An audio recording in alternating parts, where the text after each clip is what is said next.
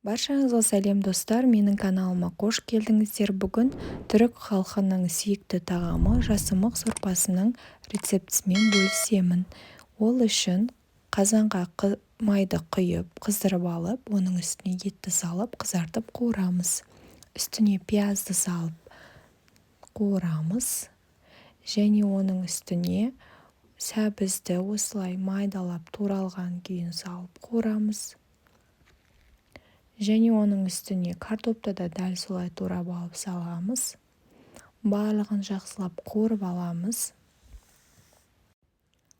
Және оның үстіне осындай томатты саламыз. Мен томатты осылай морозильникте қатырып қойған болатынмын. Соны салып, жақсылап араластырып, үстіне суды құйып, бір қайнатып аламыз.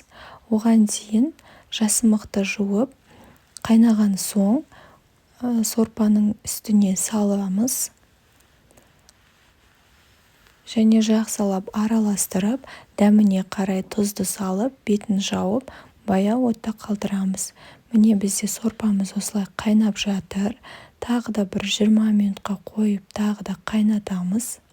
Бізде осылай өзі езіліп, осылай әдемі болып піседі. Және оны бөлек алып, осындай блендердің көмегімен барлығын езіп, суп-пюре жасаймыз. Міне біздің жасымық сорпамыз дайын болды.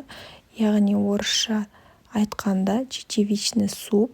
Оның үстіне осындай кептірілген нан және қызыл бұрышты салып ұсынсаңыздар болады. Дәмі өте ерекше болып шығады. Осы рецептпен жасап көріңіздер, ас болсын.